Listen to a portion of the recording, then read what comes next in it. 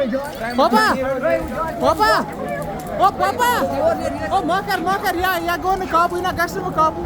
या अपनी स्क्रीन पे देख रहे हैं कि ये घर जल रहा है। ये सिर्फ घर नहीं जल रहा, इस फैमिली की खुशियों का आशियाना जल रहा है। ये वही फैमिली है जिसने फायर सर्विस के लेट पहुंचने पर भी लोगों को बोला कि इनको कोई कुछ नहीं कहना, ये हमारी किस्मत में लिखा था। अंधेरी रात में लगी आग।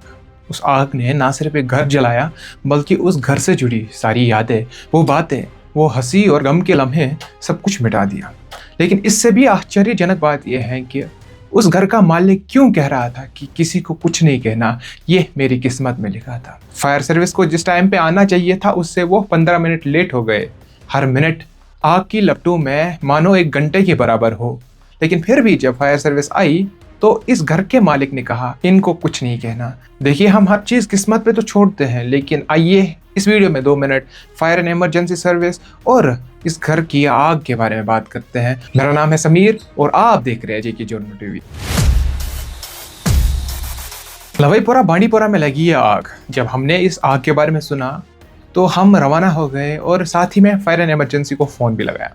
लेकिन पता चला हमारे फ़ोन से 7 मिनट पहले ही उनको फ़ोन कर दिया गया था और वो ऑलरेडी रवाना हो चुके थे। अब हम वेट करते गए, आग की लपटों में घर जलता गया। हमने जितनी कोशिश हो सके, गांव वालों ने उस आग को बुझाने की कोशिश की, लेकिन क्योंकि प्रॉपर साधन नहीं थे इसलिए उस आग को हम रोक नहीं पाए। हम हर पल हर मिनट फायर एंड इमरजेंसी को फ़ोन लगाते गए, उनका वेट करते गए, लेकिन वो नहीं आए। उनको आधा घंटा लग गया, जबकि हमारी फायर एंड इमरजेंसी से दूरी महज 3.5 किलोमीटर है, जो कि हमारा शॉर्टेस्ट रूट पड़ता है। लेकिन वो उस रास्ते से नहीं आ पाए खड़ी चढ़ाई के कारण, तो उन्होंने लॉन्गेस्ट रूट चूज़ किया जो कि 6.5-7 किलोमीटर दूर है। फायर एंड इमरजेंसी के अपनी गाइडलाइंस के हिसाब से उनको 12 से 14 मिनट लगने चाहिए और इन 14 मिनट के अंदर वो आग बुझाने स्टार्ट भी करने चाहिए।